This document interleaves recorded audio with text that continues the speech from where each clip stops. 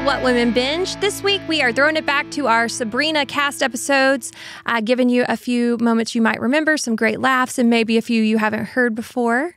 We're excited to offer kind of this best of. And here we go with Caroline Ray, a.k.a. Aunt Hilda. So, Caroline, thank you for thank being you, little Melissa. Here. I love your bangs. They're super cute. Oh, thank you. I don't know. I'm working on. They're a work in progress. We'll see. I'm swooping They're them cute. today. I'm gonna start getting ready. I'm gonna start getting them. So then, when I get a huge facelift, it won't be that I suddenly have bangs. You know, people get facelifts and suddenly they have like curtain bangs. You're like, I'm gonna have the facelift after the bangs. There you go. That's a good plan. I don't want to just get a facelift. I want to do a handstand and get a staple gun. That's what I want to do. I want everything returned. A nice tight ponytail. Yeah. Will always help. It pulls it back on a little your back. bit, right? Now they have... Head hurts. Oh, I'm sorry. From my garage door dropping. Got a garage door falling on your head. Oh my gosh, it's like a witch thing. Like a house falling on you. Yes. See, more Maybe witchy you are stuff. a witch. Yes, Carol's me. Oh my God, she denies the witchiness at all times. She's just like, Caroline. I don't deny not it. my aunt, I'm not your niece. I'm like, whatever, Sabrina. No, it's Go funny. through a mood. She takes it very, she'll be like, hey, it's your auntie. I'm like, you're not really my aunt. Aww. But like, and I do call you, sometimes I'll say auntie, but like. No, you almost every time you call her. She's always in character for 26 years, you know? And I love it. Still in character. No, the only difference. Have you talked to the cat? Hair and Where's makeup. Harvey? You still call Nate Harvey. Yeah, I do call him Harvey. And by the way, there was almost a Libby Kinkle moment when we were at 90s Gone. I was like, I thought they were both leaving at the same time. So I called him Libby Kinkle. And she was so mad at me. She's like, Caroline. I was like, okay. She's like, I would never. No, we all already. Harvey's hilarious. Nate is very. Nate's a stupid name, but Harvey is. Oh, I love the name Nate. See, now I think the opposite, but okay. Nate's a cutie. He's a sweetheart. I'm not going to make it out of this with any makeup. No. Whew. So what's your favorite memory? Should we set the thermometer at menopause? Like, whoa. So hot. Good Lord. They all have facial hair by the time the interview's over.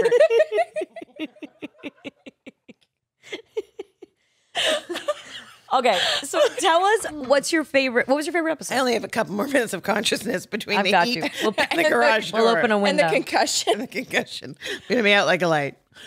Tell me what? What's your favorite episode? Of Sabrina? Mm-hmm. You know what? I just saw that episode with the comedy belt. That was pretty funny. What's that? I don't remember that. Oh, my God. Oh, jeez. I couldn't stop telling jokes. That was a comedy belt, a joke belt. Did I wear it? No, I wore it. So only you wore it. It wasn't something I got passed around? That's probably why I don't remember. I do understand. You've done 7,000 to 8,000 well, if I wasn't in the scene, I have no television. clue because I never watched them back. We never watched them. I do like, I like the one when I was dressed up as a man and I had to fight Martin Mull. We all did, man. We all became men, didn't we? Don't you remember? And we were like, and Beth was super hot and we were both like, this is weird. I look like my such a brother. hot guy. The weirdest thing is I look like my brother. You look like your brother. I looked like, I didn't. You didn't translate well. Oh my God, it was hilarious. You have to see it. And plus I took out my revenge on Brett Butler. So I did my character as that. Oh. Hey, how are you? Good to see you. No, yeah, you did. I remember that. Now I remember. Hey, Mr. Kraft. That's kind of what I sound like. Oh my gosh. My voice. You know, yours is sexy and raspy. I have one more question I want to ask you. Okay. I remember you shooting Man on the Moon with Jim Carrey when we were about, oh my gosh. Yes. What's the movie about? Jim Carrey plays Andy Kaufman. Mm-hmm. What you had you loved being on that set, right? I mean, it was kind of crazy, right? Crazy. Well, I had met Jim Carrey once. I was out to dinner with Ben Stiller and Jim Carrey and Laura Keitlinger and Janine Garofalo and Dana Gould. Wow. And I remember it was like 1991 and there was a beep of a truck going backwards. And I was with Andy Nelman, who started Just for Laughs Festival in Montreal. And he thought it was his beeper going off because that's how long ago it was because his wife was in labor. Oh. So like I have a really distinct memory of this night. And I was talking to him. And then many, many years later, I get cast to play Melanie Chartoff because when I did Comic Relief, which is a very strange, funny story that I did Comic Relief. One time, this is very, okay, I'm not going to be lifting weights today. I was sitting in first class and like when you first start flying in first class, it's very exciting. Mm-hmm. It's like everyone else is on a bus and you're on a plane. I still get excited because I don't let my kids fly first class. That means I have to fly coach. Oh, wow. I always fly coach. You do? I was in a middle seat on the way here. Anyway, go on. Wow. People are going to think you have a gambling problem. I'm very frugal. No, I'm saving my money for when I'm old. Okay. There's nothing worse so when you walk into first class and there's like toddlers reading like if you give a mouse a cookie on their iPad and you're like, can you please get to the back of the plane? This is torture. You're like, I'm in 37J. You have a good time. You can't even speak yet. You can't even ask for free nuts. Anyway, so I was sitting and Sigourney Weaver, you remember this? Sigourney Weaver was sitting next to me. And I was in the window seat. This is so long ago. This is when they had those crazy giant phones on the airplanes. Oh, yeah. Remember them? And there was a movie called The Ice Storm that Sigourney Weaver had been in. Yes. And my mom was in Montreal, and there had just been a terrible ice storm where the entire city had been completely shut down. And so I was sitting next to Sigourney Weaver, and I, of course, picked up the giant phone and called my sister, like, as I'm like in her face looking like this with the giant phone. And I go, hi. She's like, why? What? I go, I'm just on the airplane. Why are you calling me from an airplane? That's so ridiculous. How's mommy? She goes, well, there was that terrible ice storm. And I go, exactly. And she goes, oh my God, you're sitting next to Sigourney Weaver? She knew. No way. I swear to God. Oh, that's awesome. Yeah. That's true sisterhood right there. True. Yeah. She got it in 1 second. She would get Wordle before it even started. So anyway, so I had this thing with Sigourney Weaver, which was funny, where I was trying to talk to her and she was very like not interested in talking to me until I pathetically said, I do remember this part. They give you like scalding hot cloths, face cloths in first class. Oh, I'd never, ever been given that in my life. And everyone was like, it's like a hot cloth. And they're all like, I said, the very wealthy are made of asbestos because nobody felt the pain except for me. And they were like, yeah. And they're like literally bathing themselves. And I was like, oh my God. It was so hot. It was like hot like in here. It was like Melissa Podcat hot, like hot cat podcast. Anyway, so I finally said to her, I go, I'm an actress too.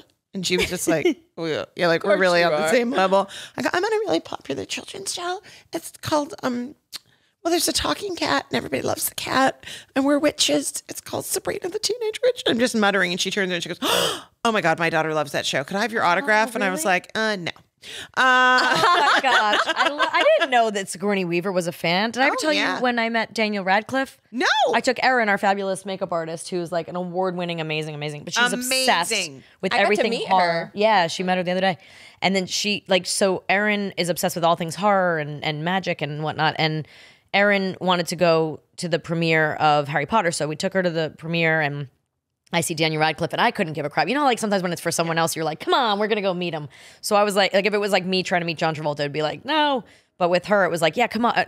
Let's go meet Daniel Radcliffe. And as we walk up to him, he goes, oh my God, I grew up with you. And I was like, oh, that's so cool. But hey, this is my friend Erin. But yeah, I didn't know Sigourney was I had the three of them on my talk show. Oh, really? Yeah. And he was very cute. He was like, you're my favorite. And I'm like, oh, thanks. I thought I was his favorite, but whatever. Talk show host, not witch. And when I brought my nephew, this is the great thing about having children. When they say they're going to throw up and they are actually throwing up as they say they're going to throw up. Isn't that the thing? And we were I knew I was ready to have children because we were going to whatever that Harry Potter premiere was. And my nephew said, I'm going to throw up. And then he threw up all over me on the way to the premiere. And I was like, I'm ready to have children. I'm not even fazed by this. Yeah. But you get vomited on, pooped on so many times. It's not.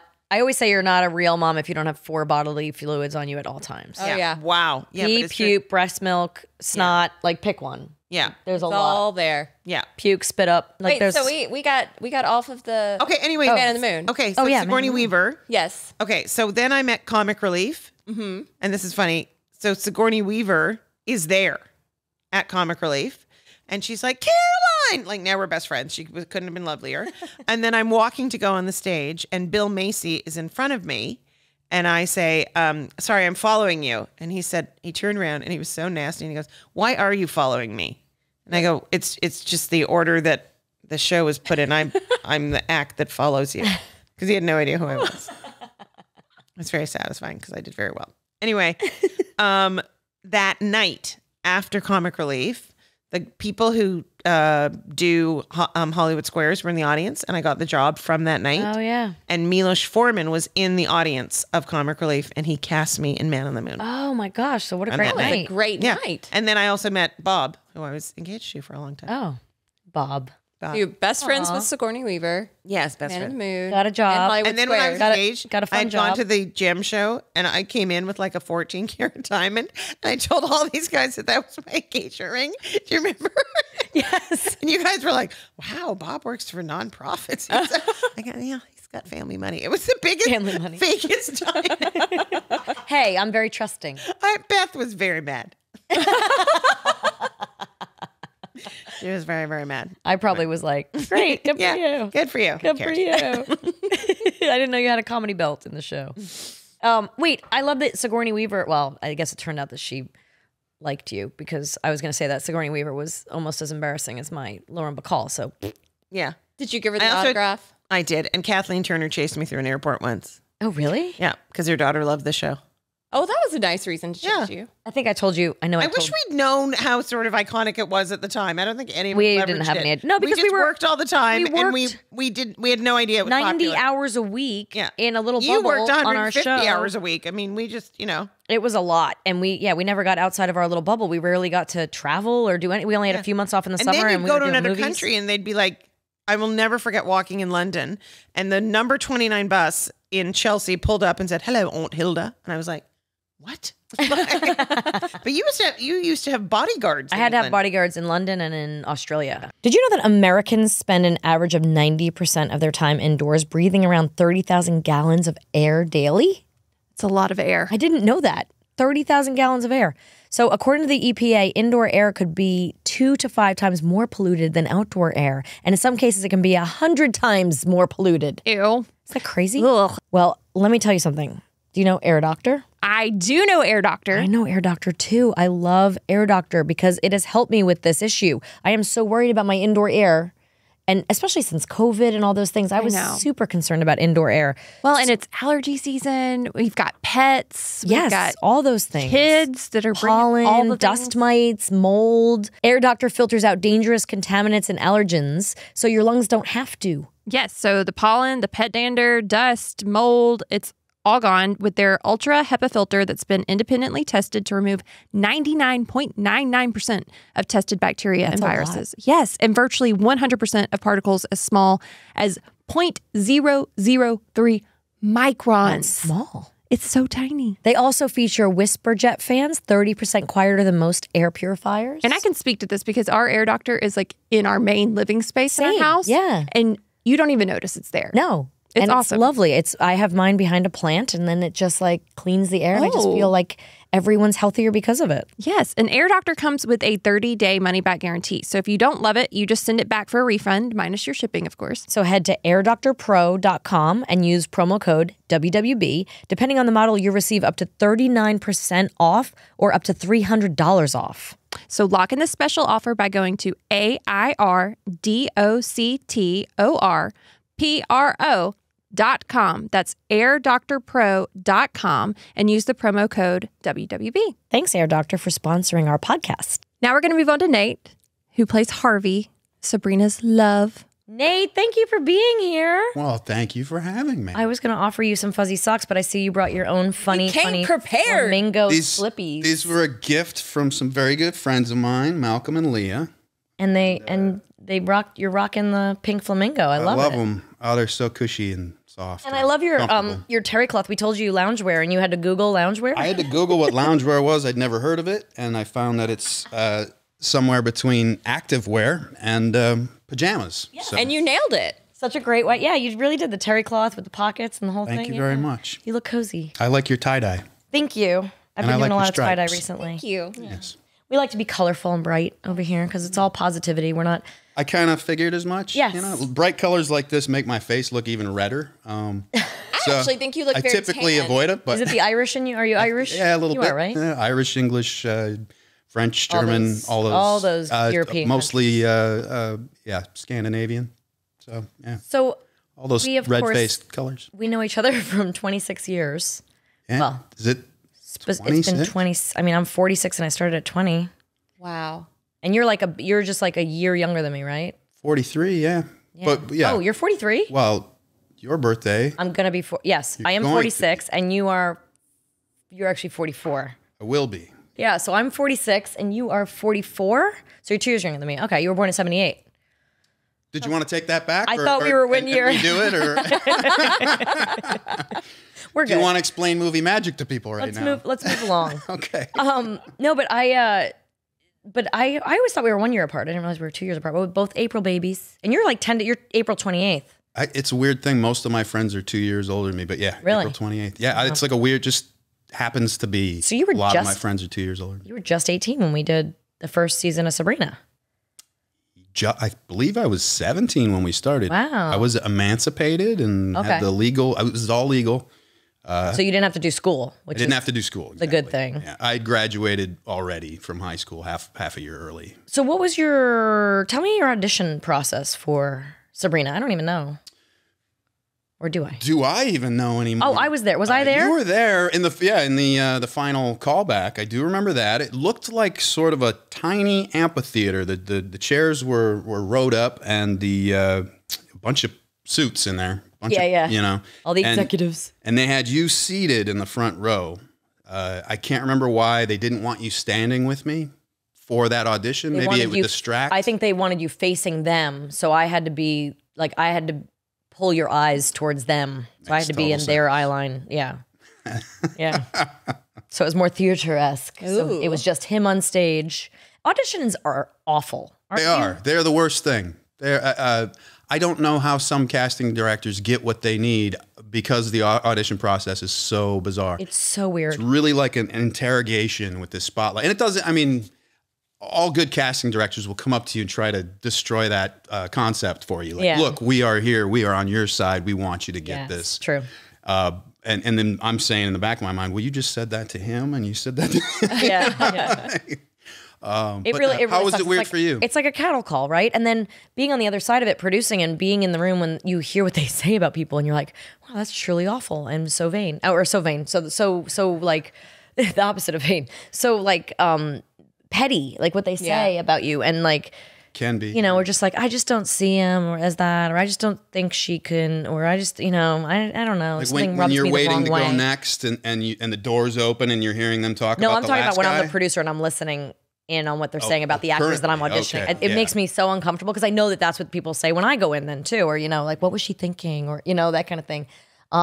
Or we know they can do it better. We saw them do it better in a different audition. And then they try to call you back in and do it again. Like it's truly, it's just a different art is the thing, right? Don't you think like there's one thing to acting, being in the costume, being on the set, being surrounded by other actors, like playing the character. Absolutely. And then standing there. It's a whole other animal. And it's a skill, especially nowadays. Actors are auditioning more and more from home. Mm-hmm. They're doing what's called self-tapes. And it's got its advantages because you can watch it back. You go, oh, I didn't like what I did there. Let me try it again and change that little thing. Maybe too much though. Do you think that's a little too much? Like you don't just get that. It just makes better actors. I mean, it's very much more relaxed for sure. Yeah. I mean, that you get to relax a little bit more as opposed to walking into a room, kind of, you know, some lights might be on you. Feeling, yeah. Got like 10 people sitting behind a desk looking at you, and you might be like doing a makeout scene, and it's a woman for me. Like, you know, it might be like you're supposed to be falling madly in love with this older gentleman, and there's some girl being like, so, like, don't you? You know, and it's just like you're just thrown out of it. Like, I know my husband Mark auditioned for something once upon a time, and I warned him it was like a romantic scene, and I said, it might be a guy reading this with you, just so you know. And sure enough, he came home, he's like, yep, it was a guy. Couldn't do it. I couldn't get romantic. And beyond that, that guy could be reading with you like this. Yes, behind the pages. And you never see his face. And he might look up a little bit and then back down. Well, speaking of romance, so you guys clearly didn't know each other until you were on set together. Yes. You had a little party before we started, and we also had a photo shoot. To bring cast together. Of course, we started off with, well, luckily we start with like a table read and rehearsals and stuff like that. So we're a few days of that. But yeah, we did have a photo shoot where we got to meet like everybody. Caroline, Beth, Jenna, and then there was a girl, Michelle, who I already knew because we did a movie together. Mm-hmm. So Michelle played... And what was the movie? The movie was called Sabrina the Teenage Witch. Yeah, it was really cute. And then, so we spun it off, but the only character we took with us was Michelle's character... I can't remember her character name in it. But she played my best friend, like mortal best friend, who didn't know as I'm becoming a witch. She doesn't know that I'm a witch. Jenny, thank you. Wow, well done. I sometimes I got it. You do. You have takes a, a while. Always takes a while. Hey, I wasn't gonna get there, so way to go. Magic of editing, right? So it was fun. That photo shoot. I remember it was at my mom's rented house in LA. We just come out to LA to do the show, and we had this photo shoot. And we got to all meet for a second, and of course we have to act all chummy and like we know what the show's about in the photo shoot, but we have no idea. And you have no idea. Not at all. No. I was a deer in the headlights for that. You know that thing. one scene that you auditioned with or something, right? Maybe the script. Right. Yeah. Little pieces of scenes that we auditioned. When with. you audition, a lot of time you don't get the whole script. You get the scene, and that's it. You have And you no just have a context. character name. And Don't know who the other characters are playing. At this photo shoot. So did you know at that point that you were a love interest? Yeah, Well, because we were and the Archie flirtatious comic. in the scene. audition. Yeah, in the scene. So all you get to know is what's in your scene, except that we had the benefit of kind of knowing a little bit about if you saw the movie, but also the comic book. So Harvey was in the comic book and as Sabrina's love interest. So how much do you get called Harvey on the street? Less than I do by Caroline. Oh my gosh. All she does is call you Harvey Kinkle. It was sort of a mental thing for her for a while, like just calling me the character name. And then after a while, she just decided to go with it. Yeah. So now She's still I'm always, 26 years. 26 years later, she still calls She's me Harvey. still calling you that. But it's hilarious because she really can't. It's funny because she kind of can't snap out of I think she prefers the fiction over the reality. Yeah. Well, also when we all get back together, It just comes sort so of, naturally. It sort of rewinds the clock, and all Yeah, of a it sudden we're does. just kind of right back in it. It's and still to this day, I feel like a little kid around Caroline. Like I feel Yeah, it's like funny. I'm 17 years old, I do hanging too. out with Caroline. That's true. That's a really good point. Actually, were you at the little reunion I threw 2 years ago at the coffee shop? Yeah, it was We had really so- tough to. It was everybody, cast and crew, in a coffee shop. In a small coffee not a large shop. coffee shop. About the size of coffee this shop. living room here. Yeah. So everybody. I remember we had a best boy was Tony Thomas. Yes. And I saw him on the other side of the room. Really wanted to say hi, give him a big hug. Pre-COVID, big hug. This is right before COVID. This is like we're talking. And it weeks. took me maybe 6-8 minutes to get to the other side of the room, and he wasn't there. And I turned around, and he's right where I was when I first. He was trying man. to get to you. And I think I did that like 2-3 times Yeah. and never got to see Oh, him. no. Yeah, I saw him across the room. That was it. Well, he lives nearby. You'll have to get together with him. Please hook me. I mean, we had a really lovely, really tight cast and crew, as I've mentioned a lot of times. But then we had this little reunion, and it was literally like just a few hours. But what was so funny about it was all the cast members acted like we were in our 20s again.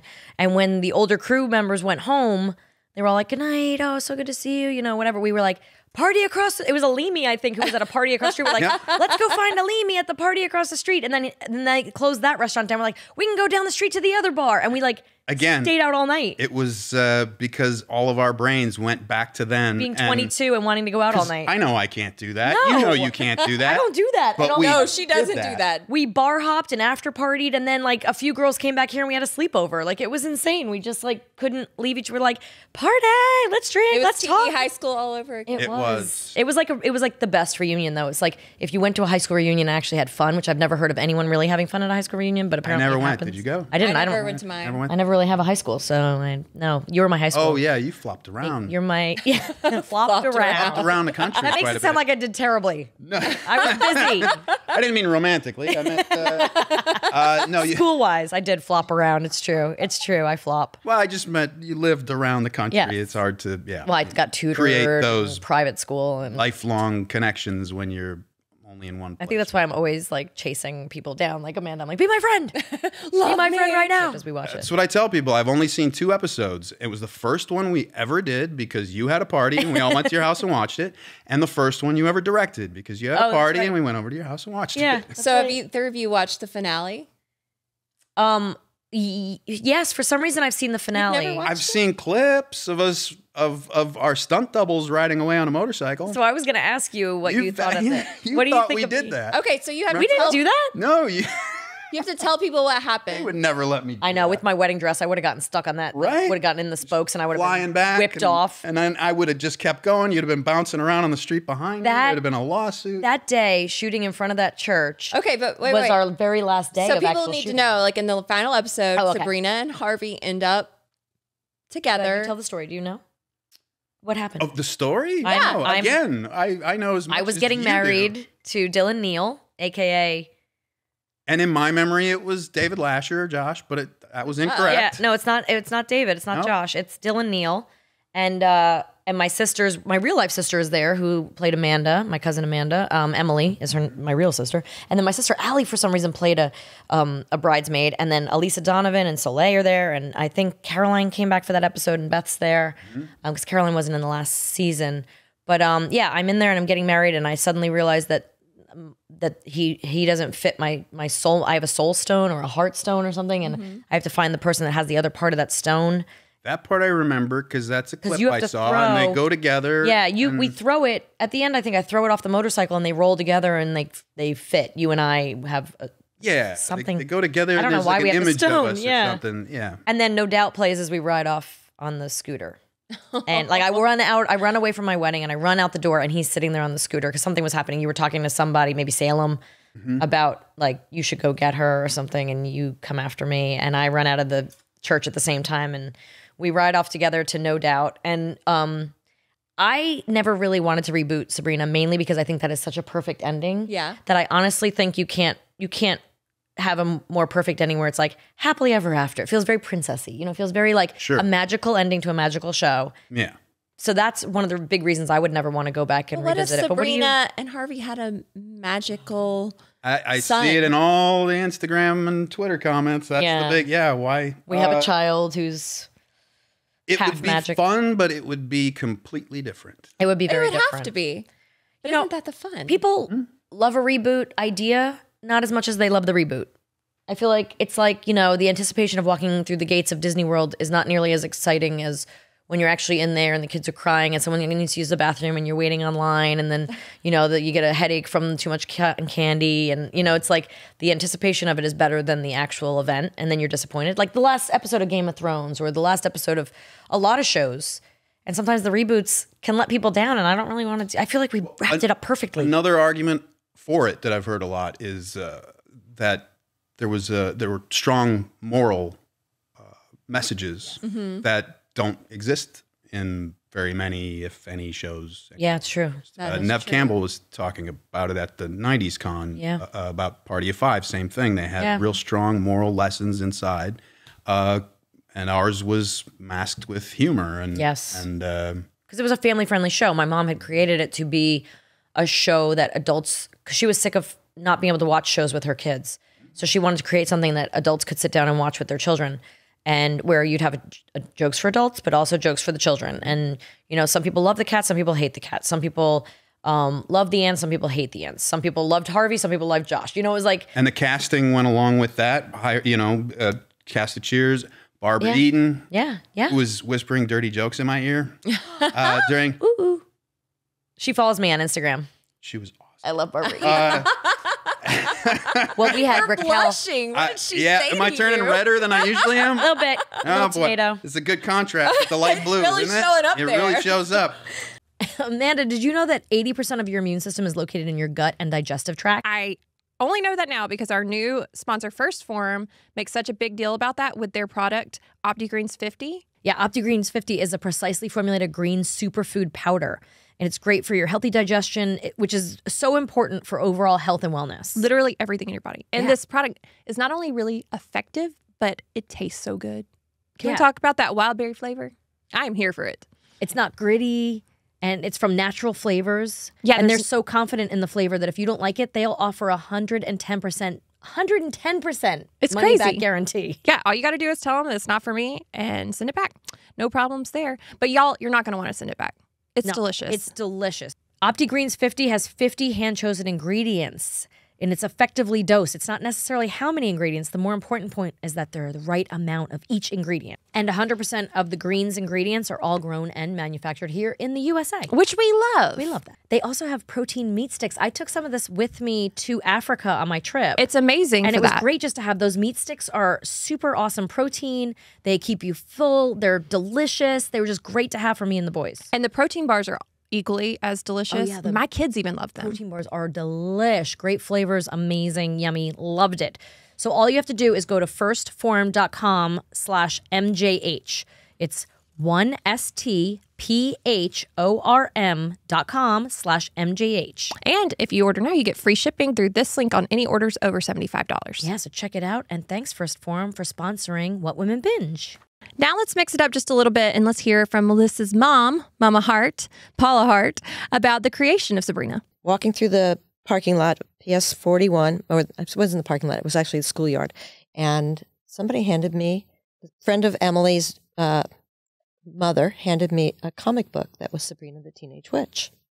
And I had never seen this comic book before, but I was very familiar with Archie and Jughead and all the other Archie comic book comics.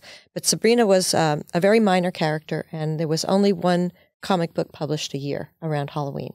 So when I made the original deal for Sabrina, it wasn't a deal for a TV series. It was for a series of movies. So we were going to do 3 movies for Showtime. But we did the first one, and it did huge numbers. It aired right before Thanksgiving. No, Easter. Sorry, wrong holiday. Right before Easter. And it was the highest family film that Showtime had ever had. Well, and the whole time you were doing, you were telling them, like, this would be a great series, guys. This would be a great series, guys. And they're like, And then when you went in the editing room, we cut a 3-minute videotape, VHS tape, that I carried around to the auditions. And the thing is with the auditions, the pitch meetings. The pitch meetings. Melissa you went to LA. I remember you going, I'm going to LA to pitch this Sabrina show. I was like, yeah, good luck. She's a dreamer. Well, but I had CAA behind us. So Melissa was doing all these public appearances for Nickelodeon. And I get this call, some agent from CAA wants to meet with us while we're out in LA once. And CAA, if you don't know, is huge. Like at the time, it was the largest agency. Right. And they want to come see us. Yeah, sure. Okay, we're going to be in trailer number 4. Come and find me. Sure enough, David Tenzer came to find me. Who we still work with. He is our attorney, but we've been with David Tenzer many years. But he came knocking on the door and he said, yeah, I really want to rep you guys. So they were very instrumental in helping us package and sell the show. They packaged the show and make for it us. a franchise. Yeah. I mean, go ahead. Give the list of stats that you love to give. Oh, well, we did 163 episodes of the series, 3 TV movies, 2 video games, sneakers, ice cream cones. Good Humor had a animation show. We did 65 episodes. 65 episodes of the animated show. I mean, it became a little books. Yeah, sticker books, hair things. But we did 250 titles of books for Scholastic. It is still to date the largest number of titles for one series. Wow, in books. And like nobody knows that she's the power. Everyone thinks that, this came from somewhere and my acting made this all happen or something. But she not only got the rights, not only made the movie, not only sold it as a series, but hired every cast. When I said I wanted Debbie Harry on the show, or I wanted the Violent Femmes, or that she got them. Like, she was booking talent, she was handling the auditions, she was approving the wardrobe, she was doing the editing. I mean, wow. Every write of all the music, hiring all the writers. Yeah, all the music directors. was a big deal to you. So people that watch it nowadays hear different music because so our budgets were somewhat limited, right? And the music to license the music in perpetuity, which is what they like you to do for anything really. Now you have to. I feel like it's huge right dollar big amount. checks. So, but I mean, if you remember the show, we had NSYNC, Christina Aguilera, we had songs Britney from No Spears. Doubt, we had, and then the old timers too. Like, we had some older music. Johnny Mathis did a Christmas episode. Yeah, so those songs are very costly. So if you want to have those songs on, how many times did they get to play? They get to play for 2 years. And Are you that's it. serious? And that was it. And then that's why the every show never song- went to DVD for a very long very long time, because all of the music had to be remastered. every single episode. All the music was replaced. So for those of you mad out there that it didn't get to DVD fast enough for you, blame her. It's all your fault. But if you like the show, blame her. But at the time, you're not thinking about those things. You're thinking like right now. Who knew how long it was going to last? Right. And would it be a hit? Would it take off? And it clearly And you want it to be the best it can be out of the gate. You know, you don't want to, you're not really, a TV show, you're not really, back then, you're not really thinking about the longevity of these things. Maybe they end up on Nick at Night or something back then. Nowadays with streamers and TiVo and, you know, all that. I mean, we didn't even think about DVDs back then. I was getting VHS copies to take home. Right. That you never watched. That I never watched, as we've established. Someday we'll have to do a Sabrina. So we do have to talk about something that has come up in almost every episode of this podcast, and that is the cat. We understand this cat, Salem, right? That was his name. Chris Kirkpatrick he remembers Justin torturing the cat. Torturing the cat. Mm-hmm. Yes, the cat. Not the real cat. Justin didn't torture a cat. I don't want to make it sound like he's a no. He's an animatronic cat, people. It's fake cat. He was playing with it, and this thing cost $250,000. So I thought it was $150. Okay, I was way off. No, it was $250, and we had a sitting up cat and a laying down cat. So it was two different animatronics. Where do you get an animatronic made? So there were places that we went to, people like Jim Henson. Mm-hmm. We went to a number of different places, and we found a place in LA that did animatronics. And he had several different. There were many different cats because after the first year, each season you can see the cat change a little bit. But let's explain. So for the movie version, for the launch of it. It was kind of the pilot movie that we shot up in Canada. We only had a live cat. Okay. And we animated his mouth. But the cat had to sit perfectly still, and the mouth just went like this, right? So I was told, and if you look at it, he had a British accent. Oh, yeah. I don't even remember who the voiceover actor was for that. Interesting. So once we went to the series, I was given the choice, either we could use a live cat, and he would have 3 lines per episode, or we could do a puppet cat, where you could do whatever you wanted. 3 lines an episode. Can you imagine 3 that? lines an episode. He wouldn't be a very big character. No, he would have been. It would be a one-liner. He'd be running through the room with a one-liner. You probably wouldn't even have had to animate his mouth because he could have just run. Just ran and put it over him like we did a lot of times with the live cat. Yeah. But we decided to go with the puppet cat, and the puppet cat then didn't look. The first time it looked kind of like a drowned rat, you know. Yeah. And we weren't really happy with that one, and then. And then the show kept going, so but we got more money. Yes, as the budgets increased, we were able to build a better and better cat. And then when we did Sabrina Down Under, we needed a love interest for Salem, so we built I forgot about that. We built a white cat, but the people who did Babe in Australia built that cat. Oh, so it's actually I thought it was a better puppet. Oh, really? Yeah, I thought they did a better job, but. Well, they said cat, so Jim Henson passed because... They passed on it because they said it's too hard to do a cat. To do a cat. A dog is much simpler. Because cat has so many muscles in its face. Muscles. So with our cat, you had Maury was always under our table or couch or whatever the cat was sitting on. Maury was underneath there, and she would just control the body and the tail. She had 2 handles. And somebody else was doing the face. butt. And then there's 2 other guys, Tom and Jim, with remote controls, almost like little game controls. For eyes and ears. One of them did the mouth and the cheeks and the chin, or the mouth, the cheeks. It was just this section. And the nose. And then one did eyes, eyebrows, and ears. And so they all had to work together to make this thing. You know, it was true puppetry in a way of this choreography of what they had to do for them. And then we had the live cats. We had 16 live cats. And then we had what we called Stuffy. So we had a standing up Stuffy and a sitting down, laying down and sitting up. And Stuffy's what we used to rehearse, but Stuffy's also what we used when there's some scenes where he's fighting something behind the couch and he's being thrown up in the air. So that's Stuffy. Or I think he's being dragged behind a car and that's Stuffy. So Stuffy was the one we basically abused, but he was what we rehearsed with. And then the animatronics, the same, laying down, sitting up.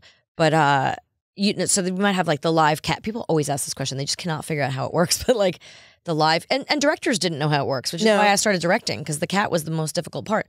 You know, you'd be like, okay, the real cat would run in. Kathy, our cat trainer, would beep, beep, beep over here with the food, right? Oh, and we always had to cover up those beeps. The beeps were a big problem in post-production. It was always a pain in the neck. You hear that beep, beep, beep while you're saying your lines. You try not to talk over the beeps, but you never know when she was going to beep it. The cat's running in and jumps up on the table. Then we cut to the close-up of the cat, and now it's the puppet. You know, that kind of thing. But you couldn't do them one-to-one. So you would cut to something else, and then you would cut to the cat So there was time. Yeah, because if you went from the live cat to the puppet cat, It was so It's obvious. so obvious. jarring.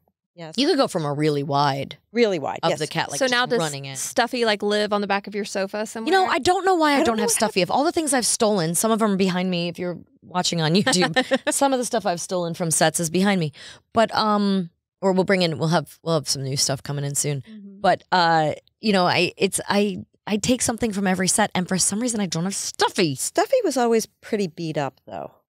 Yeah, Stuffy wasn't something we really took care of. Run over by a car. And he did get run over quite a few times. Remember we had the cat drive a fire truck? He always drove like vehicles too. And we dressed him. Oh, the most fun that the costume department had was They loved building the dressing the costumes cat. for him. Building the loved costumes for the building kid. those You know how costumes. people love to put their pets in outfits. Do you put your pets in outfits, Amanda? Occasionally the dog will get in an outfit. The girls dress the cat in much to her dismay all the time. But Yeah. I feel like it's a small amount of torture, but you know, once in a while for a Halloween costume, it's got to happen. Hillary loves to dress my dog. Hillary will show, our friend Hillary It's our good friend. will show up at my house with costumes for my dog. That makes sense. And she'll just go in another room, and all She's of a sudden crafty. Sunday runs through.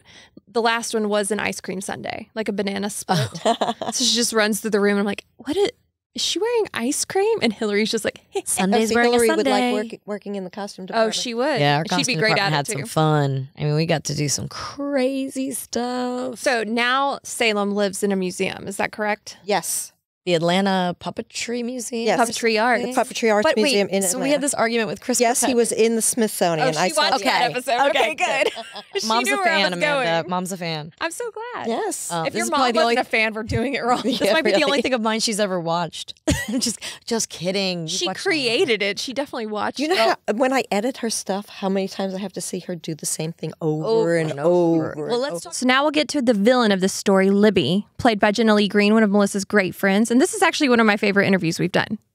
We have to, of course, talk about Sabrina, and then we'll get into. I wanted to talk all about your musical career, but it's so funny. Like preparing for this today, I was kind of like, I feel like I've already interviewed you a million times, only because we've done so many panels at Comic-Cons. Yeah, that's true. And we even did one just a few weeks ago, like in Wales. It wasn't that long ago. We've done a few this year.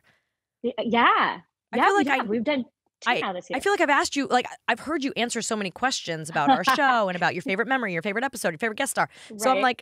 like, Now the challenge is new questions. yeah, exactly. So, but I guess we should kind of give the fans at home a little taste of what they do always ask. So, what's the question you always get asked? Oh gosh. I mean, I suppose like the main questions was everybody always wants to know, like, was it fun to play the mean girl? Which honestly, that's such a simple answer, because if you think about it, who wouldn't want to go to work every day and actually be paid to say, you know, mean things and you know, kind of be nasty, get it out of your system, and then everybody laughs and smiles and hugs and, you know, goes out for dinner afterwards. Oh, I would love It's therapeutic, I Yeah. guess. It was absolutely the best. But I do feel like it does stick with you because people expect you to be kind of nasty in real life. They've never seen you be anything else. Yeah, I mean they have, but like, Are they disappointed when you're not like, ew? No, I mean, I think people are really surprised, but people will always, you know, you do the same, Melissa. You do like the cameo thing. yeah, Sometimes, you know, I can't tell you how many people, they just want me to be Libby. They Yeah, want me cameo- to roast someone or that's so funny. Well, yeah, everybody always wants me to put magic spells on people and stuff. So Cameo, for those that don't know, is an app where you can go and like request celebrities to make a video, personal video for you. So they put in like information. Actually, I was looking for one for my son for his birthday. I was trying to find a Stranger Things actor to do one for him. is anyone on there from Stranger Things? Actually, I might have forgotten to look because I think I thought I was going to do it and then I never did it. So now I'm reminding myself that I didn't do it. I bet somebody is. You could do that. Well, he really wants Millie Bobby Brown, but there's bet she's no not. way getting her. Yeah, I think she's a tough one. But like Sean Astin's on there, and he makes a killing on there. People love Sean and love to like get videos from him, and he does long ones, and he gets very colorful with his sentiments, and you know. But I like doing the cameos. You reminded me, I have a few I have to do because you only get like 6 days to do them, and I only try to do them when I have makeup on because as girls, it's a little harder. Yes, that's the thing. Every once in a while, do you ever get? I feel like I get an email from them being like, "Hey, how can we improve the app? Do you have any suggestions?" And I'm like, Filters. "Yes, filters, Filters. please." I've said from the beginning, I'm like, I'm not coming on until you do filters. And then, of course, I did. But it's like, it takes me forever to do it because I wait till I have makeup on. And then I like take the makeup off and I go, oh, I had some cameos I should have done. And no, 100%. It's always, I always feel like guys have it so much easier. They do. Like, they don't have to think about that. They're just like, oh, great. I got this thing I got to record. Okay, great. Here, I'm talking. Yeah. Great. Happy birthday. We have to find good lighting. We have to do our hair. We got to pluck our eyebrows. We got to do stuff, guys. We got to floss. Like, we got to do it all. Body admin. I got to admit, there's a lot of people on there that I've, you know, when I first joined it, I kind of scrolled through a lot to see what people were doing and how it all worked. And I was kind of judgy. I was like, wow, this person does not care. Wow. I don't want to be that person. See that. Yeah. She knows. But then some people, like, I try not to do them in my car, but if I'm running late on one, I'll do it in the car because I feel like that's not personal. Like, I want to find good lighting and a pretty background.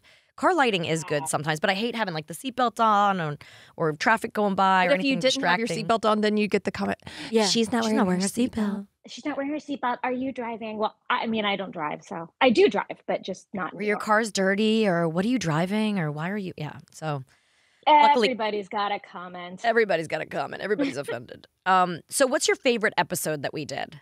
Like, what was your favorite episode to film? I guess I should ask. I honestly, it's always the same. I loved the Geek Like Me episode so much. Yes. This was like honestly, first season. It was like the third or fourth episode. You know what the brain can tell us? Why don't you ask the brain what the season is with Geek Like Me? Geek Like Me. A big episode with Paul Feig, who went on to direct Bridesmaids. He's a huge director now. He directs huge comedies. He was in a show called Freaks and Geeks, or he created the show Freaks and Geeks, right? But he was on, he played Mr. Poole. So many things. Yeah, so many things. I loved him. But he played Mr. Poole for 1 or 2 seasons? Oh, season 1, episode 9. Yes, it was early on. Okay. It was early on. My ex-boyfriend is in a lot of that episode too, James. Yeah, very tall, gawky guy. Yeah, we put some glasses on him and had him be in that scene. We had a lot of our stand-ins, I think, in those scenes and stuff in the school. Yeah. But yeah, Mr. Feig, Paul Feig, Mr. Poole was in that one heavy. And Curtis Anderson had a lot to do in that episode. Is Gordy. Yep. It was just fun. It was really, really fun. And I think that was the first episode, so I guess 9 episodes in, where I got to do something a little bit different because, you know, you magically turned me into a nerd, which I, of course, then the nerds revolt and become the cool ones. But it was just fun. There was a lot of physical comedy. Turned it on me. And I try to turn it on. So no matter what, Libby is... she's always on top. She knows how to win, for sure. Yeah. Sabrina never did. That's why, like, it's funny that you said that because when you were saying how fun it was to play Libby, I'm like, I've always kind of complained that Sabrina wasn't really someone I identified with because she just wanted to fade into the background. She just wanted to be the wallflower. She just wanted to, like, everything be okay, everything be nice, everything be fixed. And she was always trying to solve problems that she created accidentally with her magic or the cat created or whatever. And I feel like I never got to be like really goofy, fun. Like that's why I like the Pancake episode. Pancake Madness is my favorite episode because I got to be a little over the top and a little in my own head and have some fun with that. But yeah, like even like this episode, I think I'm the only one that's like the center of the tornado and everybody else is tornadoing around me and I'm like the eye of the tornado. Okay, I hear you on that, but I'm gonna say this, and it's a little compliment. It is such a honestly, the hardest thing to do in these types of shows or these types of situations or whatever it may be, like being the straight guy, when there's so much going on around you with these characters that are big and flashy or, you know, whatever it is an art form to actually hold down the fort and just be kind of like, I mean, I feel like that's an old term of being like the straight guy, but like a lot of people can't do it. You'll morph towards something else or you'll be way too big but having that balance when everything around you is chaos, like that's truly an art form. Thanks. Well, I always say thank you. I really appreciate that. I hadn't really considered myself the straight guy, but you're right. That's what I was. And and it's funny because I always said that what saved me was that Sabrina wasn't just Sabrina in every episode. There was always a character I was stepping into. So whether it was Cinderella or I was strangling you into a water fountain during a fashion show or I was, you know, Alice in Wonderland or whatever I was, like I got to break out and do some other things. So it never, for 7 years, it didn't feel super stagnant because I think that would have if it was any other show. Think of yourself this way. You were the Jerry Seinfeld. You were the anchor of your world. Amanda, I couldn't find that word, but that is exactly what it is. She was the anchor of it when everything around her was like swirling. Which is hilarious. I never really thought about that. Then when I got my next show, Melissa and Joey, and I created that show, I was like, I do not want to be. I need to be the tornado. I need to be the one causing destruction and being stupid funny. And like, I was like, fair enough. I do not want to do that again. Like, I was like, I will not be the straight man again. But yeah, so that's like, now I'm like, anytime I'm creating something, I'm like, or looking at a project, I'm like, I don't want to be the one that's like, guys, it'll be okay. Why are you like this? What's going on? What is like one of your best memories from being on set? Oh gosh. I mean, we were so young. You had, I mean, obviously you'd done Clarissa before and so much other stuff. And I had been, I mean, according to Wikipedia, I was acting for a long time. But, you know, I was very shy as a kid. I think being a twin is a weird thing. I'm sure, Amanda, what I'm saying is probably going to ring true to you and what you've noticed with your kids. But being a twin, it's like, it was almost as if you never had your own identity. The girls are here, the girls this. I mean, our names were Jennifer and Jessica, and I swear even family members couldn't get it right. Jessifer, Jenica, like it was always, so it just became the girls. And my sister actually had such a boisterous, like very energetic personality. And I did kind of fade back a little bit. I always let her kind of take the lead. And I loved, you know, I would tag along and follow her lead, but I wasn't really, people think of actors all the time as though we're just these, you know, loud, notice me, let me sing and dance for you. And that's not the case a lot of times in your real life, where a lot of times we kind of get involved with acting because it is a cool thing where you're getting to do something where you aren't yourself. Right. That's true. You get to like break it down, like you get to kind of break out of your kind of introvert person to pull out that extrovert, but it's not you, it's someone else, so it's okay. You get to become someone else, and I think that's what appealed to me. I loved the fact that I could, you know, read these lines and play these parts, and I could totally be somebody else for a day. Not that I didn't like who I was, it was just fun, and I really, you know, fell into it. And so, but I still was, you know, later teens before I started doing it professionally. I grew up in Southern California, so luckily there was a lot available to me theater-wise. There was great theaters in, you know, the Ventura County area that I grew up in, Los Angeles. And so I always kind of worked and did it. But Sabrina was really like my college. So many people go to college to study acting, to study theater, to study, you know, film and TV, whatever it may be. That kind of was it for me. So I learned so much. You learned on the job. Set. Yeah. Yeah, exactly. And it was a good set to learn on. We had some, I mean, not only did we always talk about the amazing guest stars and the amazing opportunities, but the fact that we knew we had job security for a few years, and, you know, that we knew we were going through a fourth season when we were in the second season. I remember auditioning for it. I already knew that the show had been picked up for a season. So the nerves and everything that went into we didn't do a pilot, right? I was thinking about this the other day. I'm like, I should know this, but it's been so long now. Like, we didn't do a pilot. So no. You just went into like, here's a series.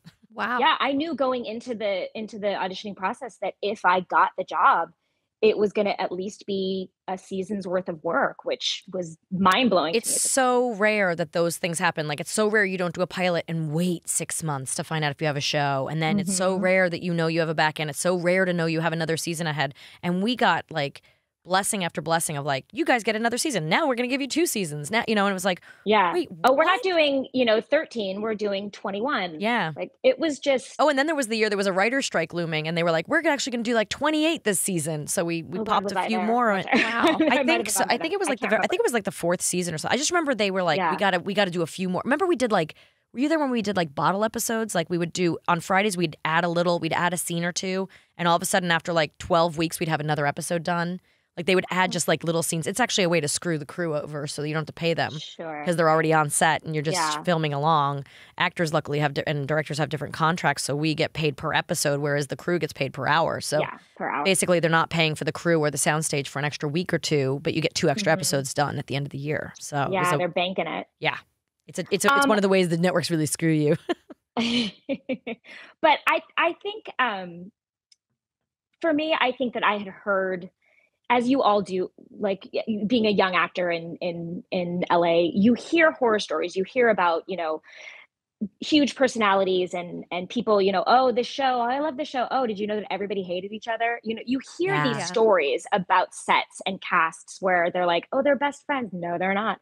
But that really was the case. Like everybody was kind and nice and fun. We were friends. We all got along. We were all really good friends. You had just moved to LA to do the show. Oh, yeah. And I had really just moved, like where I grew up is a solid 45 minutes from the city without traffic. So I actually had to move closer to the city because it was too far to commute. So I didn't have a ton of friends yet in that area. So we really were. I think Nate too. Didn't Nate come from?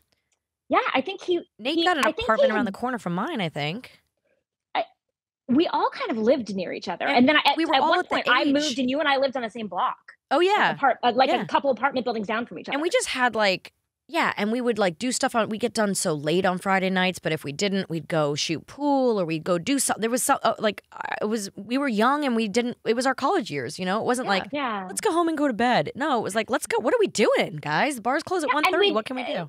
And last but not least, we have Aunt Zelda, one of our favorites, Beth Broderick. And we have a few surprises in this one for you, maybe some content you haven't heard before. What is your fondest memory of being on set? Can you pick one? Oh my gosh, there's so many. There's so many. We just laughed so hard. So hard. So much. There were times when we laughed so hard that we cried all our makeup off and had to go back to the makeup room and pull it back together. It was you know, of course it was hard work, which you can't really see when you watch it, but we were there 15, 16 hours a day sometimes. It was long days, long weeks. Long days. But it was so much fun. And I remember that animatronic cat, that darn cat, it just became real to me. People would be like, why are you petting that cat? Like she would just stand there and pet it. Caroline would be like, pet it. You just, you know, like props become real to me. Like a phone's in my hand. I'm like, you know, like you just keep talking. You're so on method. It, you know, it's not very method, yeah. But I mean, we had so much fun. What's your favorite memory of it? Oh gosh, you know, it's so funny though because there's so many memories. Like I remember when bad things were happening behind the scenes, not like in my personal life, like my dog died or boyfriend broke up with me or whatever. But I remember the costumes, like. As much as I can't remember the storylines of shows, I do remember the costumes. What you were wearing when. Yeah, so when people are like, how was the show? I'm like, oh, well, I loved being Cyrano and I loved being the acrobat or, you know, the Cirque du Soleil character or Alice in Wonderland or the baby doll. But you know, I always say this, Beth, but like we didn't watch the shows on Friday nights because we were working. So we don't remember them. We never shot them in order. We read them in order one time through. That was about it. We did our run-throughs in order, I guess. So maybe 3 times a week we'd hear it in order, but we'd shoot it out of order and then forget it and move on to the next one the next week. So it wasn't like... Well, yeah, because we were so, you know, there was so much material all the time, especially for you, but for all of us to learn. I personally think that Aunt Zelda had the best costuming. The best wardrobe. Thank you. I always... loved everything you wore. I hope you took all of that home. You know, I still have some of it, and believe it or not, I can still wear some of it. She's still got the exact same body. What's it like to be God's favorite? Yeah. This is an Aunt Zelda necklace. Oh my gosh. Nice. I didn't keep any of the jewelry from her. I keep it close to me all the time. But yeah, I was privileged to wear really great stuff. And, it was just always beautiful. You were trendy but classic. It was a good look. She was the scientist too. There's been people coming up to her at like Comic-Cons now.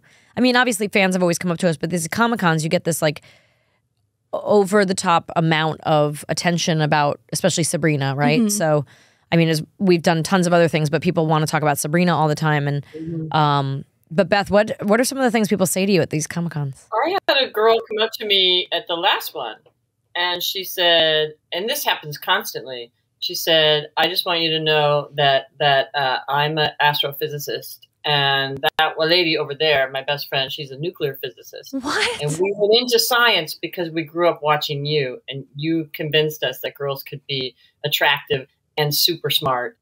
And, you know, so we are scientists. I mean, I had a girl in Liverpool come up to me and say the same thing. She's like, I'm a scientist who watched you growing up. and it convinced me to go into the sciences. So that's like, wow, that's so it's so cool. That's a little bit cooler than people that come up to me and go, I went into witchcraft because of you. I'm like, no. You're like, no, wait. Although, you know what's so funny? Listen, did I tell you I saw the couple that got engaged with us? Oh, really? Yeah. They were there at the last 90s Con. Oh, at the last 90s Con, yeah. Did they actually get married? They're getting married in September. Oh, okay. So this young man comes up to me and he's like very shaken and very nervy and really freaking out. And Melissa's always looking over going, what is going on in your booth? So he's like, I need your help. I need your help. I want to ask her, but I she loves you. Can I do it here? And I was like, you okay? So what are you going to ask? Can you bring that woman in here? So she comes in. And he gets down on one knee. I immediately start to cry. Melissa looks over. She's like, what? I'm like, we're getting married. She's like, runs over so that she can participate. It was so sweet. It was so funny. I think at first I was like, he's getting down in front of Beth. She's crying. I don't know what's going on. Is Beth getting engaged right now? I think I was thinking it was something a little stranger than that. Well... So she like runs over, like we were there witnesses. It was so cute. Yeah. So they came up to me and they said, we haven't killed each other yet, and it's going to be in September. And I was like, oh, it's so great. Yeah. So it made me happy to see them. They're doing fine. That's super cute. That's exciting. Yeah, we do have some fans that are repeat. Yes, people that at the Comic-Cons that come back every time. Some of them message me now because of my friends, some of them are really interesting people, with very serious jobs, and this is how they blow off steam. No, it's interesting. Everything's kind of the same. I would say from like 35 to 58, you're like, I feel exactly the same, and then at 58, you're like, wait a minute, hold on. There's somebody sitting in the corner with a big 60 sign on her head, going like this. Oh, no. And so you start to look at it's not that you feel so different, but you start to feel differently about your life. Mm. And it's not a terrible thing. It's actually really fun. It's great to be older. I mean, I loved being in my 40s. I love being in my 50s, but 60s is awesome. Yeah. So it's not something to be afraid of, but it's definitely different. That's good to know. Next year I can fill out the paperwork. Yeah, paperwork. Yeah. Oh, yeah. Next year you gotta. Yeah. Next year it's AARP year, huh? Discount time. No, AARP starts at 55. I hate to tell you that. Oh, what's 65? Medicaid, Medicare. What is it? With newsletters at 55. Oh, but 65 is when you get 65 is when the government gets involved. But that's when you get like discount ski lift tickets and like you get into Costco early. Like you get the good benefits, right? Yeah, there's a store here called Bristol Farms, which is very fancy, darling. Yes, very fancy. And on Tuesdays, they have I think 20% off for people over 62. The place is run amok. I mean, that must be like ripe dating area. I was gonna say that sounds like a cattle call. That's a little like dating like arena, right? Like who's got the money to come into Bristol Farms and hanging out here at this certain Who age? needs a nap? It's Tuesday at the grocery. This one's got 3 little ones, including twins. So, oh wow, they're fun. Yeah. So you guys, so Beth and I are going to the Tampa 90s Con in September. Mm-hmm. So you'll have to come. I'm gonna pack myself in the suitcase. And pack yourself in my Southwest suitcase. I get 2 for free. It's wild, but it's a lot of fun. I have a girl in my building, Melissa. I live in an apartment building in Los Angeles now because I don't really want to garden and do all the stuff that involved in owning a home. And this young woman has 4 children under the age of 5. Ooh, wow. In a 2-bedroom apartment. So I don't even know how that's possible, but she's the sweetest person and the kids are amazing. Oh my gosh, you have to offer to babysit. Yes. Although you might talk about a heart attack. I could. There's 4 of them under the age of 5. I don't know if I could. Just say you'll take 2. I had 3 and under there for a minute. Wow. And that was a lot. Yeah. Yeah, maybe just go take her some coffee sometime and be like, hey, go take a shower. I'll make sure they're alive. Just go cook them a meal and slide it under the door. Hey, I know you like spaghetti over, because I'm always cooking, so I take over like cookies and treats and stuff. So I'm their favorite new person of all. Beth's a caretaker. She likes to take care of everybody. Oh, me too. I feed people, and I feed people. That's your love language. Beth, do you know what your love language is? It's probably gift giving.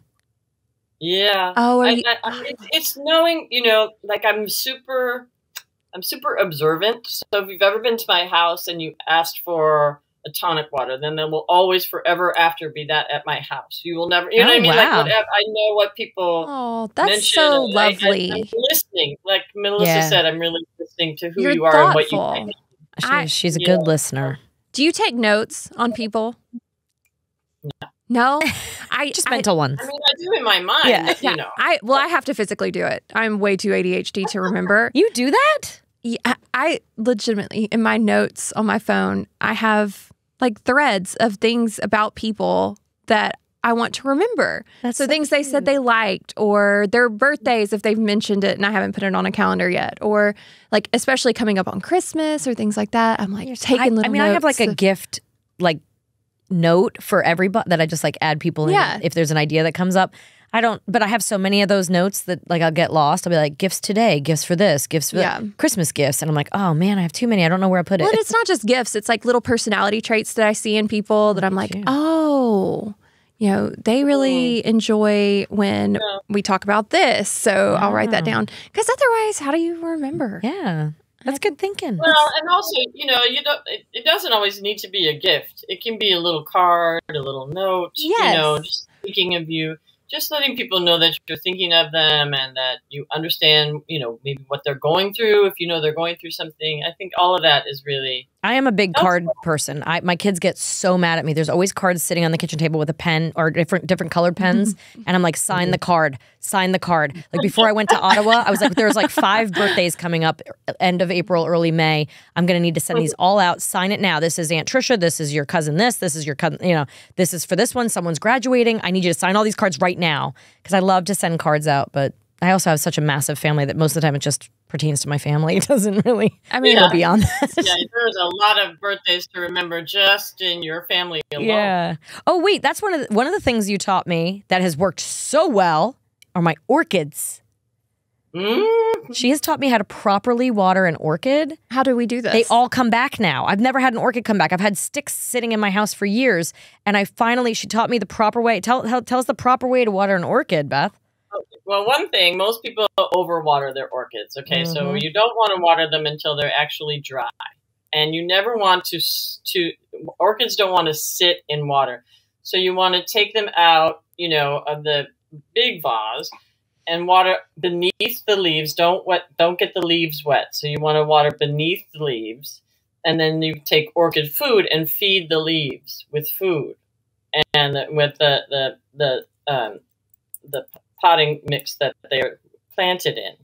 So it's like every 10 days, you want to take them and water them beneath the leaves. Don't soak the leaves and make sure that they drain properly before you put them back. That's the whole thing. I always take them out of the little pot, put them in my sink, flush it through. It goes out the bottom and then stick it back in the pot later on. And I'm telling you, I have one right now that's budding like 4 blooms on it right now that's just been sitting in my window. That's amazing. Yeah, it blooms like 2-3 times a year. Okay. I know, I'm so excited. Many people do not know how to keep their orchids alive, or they get one for a gift and they just throw it away because they don't think they're ever going to be able to. I always keep them. I wrote a blog about it. I wrote it was called "I'm going to need you to stop doing that" about things people do to their plants. I overwater. I'm an overwaterer. That's why when I was gone, I was like, okay, I know my husband can take care of the kids. He knows the schedule. He is the one that feeds them. He understands the laundry, the whole thing. I'm like, what I'm worried about are my plants. And he's like, look, you overwater them so they'll be fine while you're gone. I babysat a plant for you. I should have brought it today, actually, that my sister has for you. That was a birthday gift. And I was like, I'm not giving it to her until she gets back from Canada. It'll die.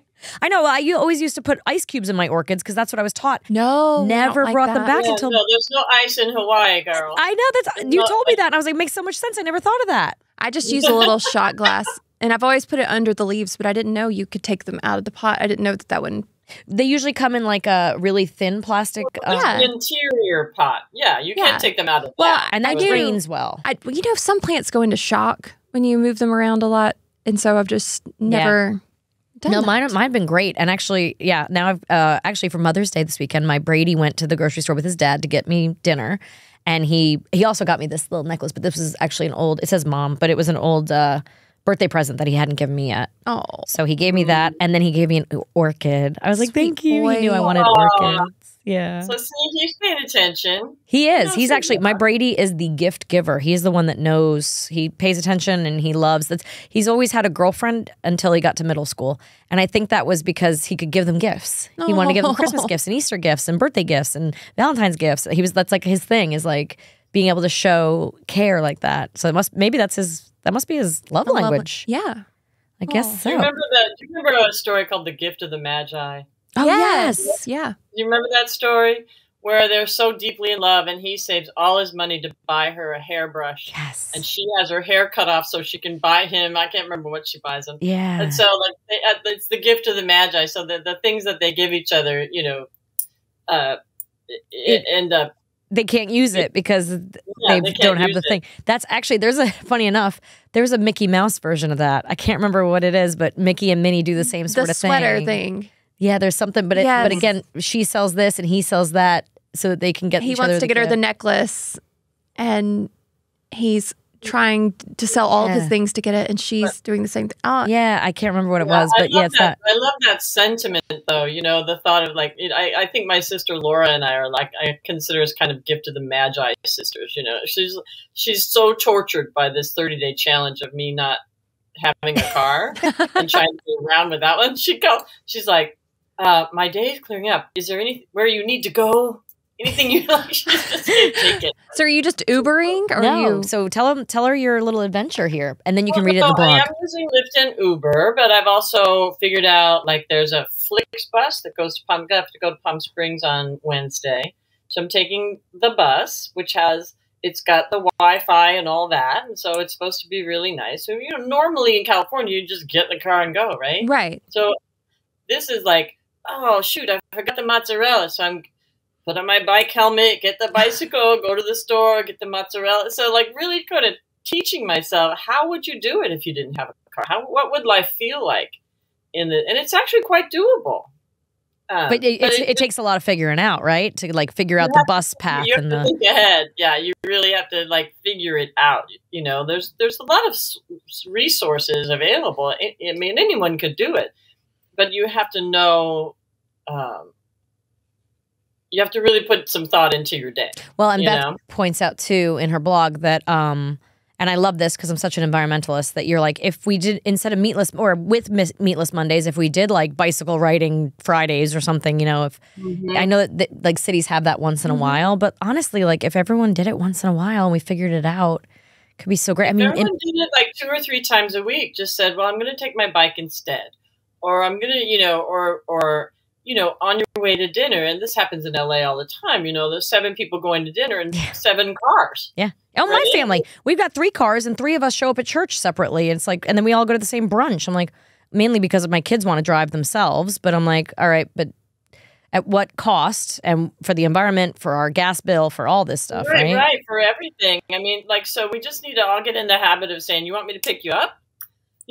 When we're going somewhere together, and it's just little habits like that. I miss riding a bike. In LA, I would ride a bike. Riding a bike, LA, funny enough, we didn't really ride bikes a lot in Connecticut, and we don't really ride bikes in Nashville, but we rode bikes all the time in LA. That's because we lived in an area where there was nearby restaurants and grocery stores. So when I'm in LA, I will ride, I will walk, I have to be careful because when I go to Trader Joe's, I have too much stuff in my bag. So, I'll end up carrying a ton of stuff home. Get a little balance. Yeah, I shouldn't have gotten the pasta sauce or something. I'm why did I get 3 things of almond milk?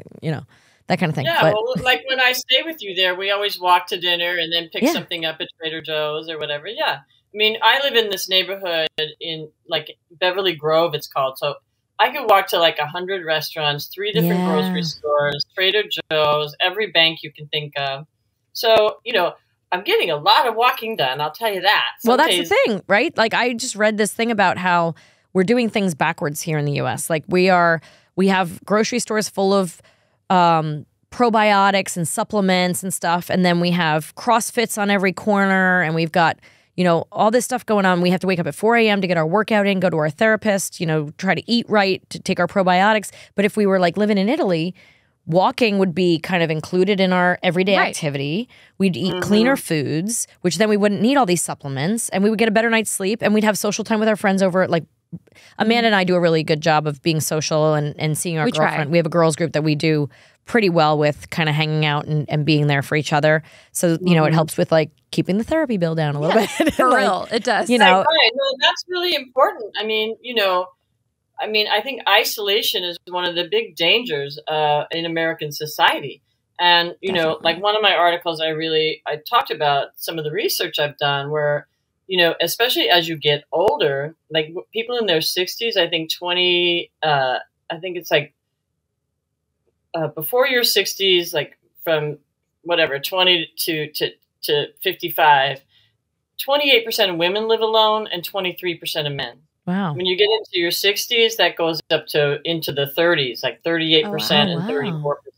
And people 70 and above, 40 to 50% of people 70 above live alone. Wow. So, you know, as you age and as we, you know, go on in society, you know, go forward in life, it's really important to build those things in for yourself, you know? Yeah. Social time is super crucial in my life. Like I always make sure I make a lot of time for my friends. Sometimes I get yelled at for not spending enough time with everybody, but I try. Well, you can't be in 4 places at one time. I try to be. You do try. Really work-life balance is I think it's a challenge for everyone. Yeah. No matter what your, you know, circumstances are, but certainly for you ladies with 3 kids, I mean, that balance becomes really hard to strike, but you have to have some me time. Well, there was an episode of Sabrina where I cloned myself, and I wish I could do that. But wouldn't that be great? Wouldn't that be wonderful? A me that could clean. Now, if you could clone yourself, like minus the ADHD. So like, I mean, your clone self doesn't need any prescriptions. How about that? Thank you all for listening. We'll be back next week with our normal show. We love all of you, especially our Sabrina fans out there. So we hope that this one made you feel right at home.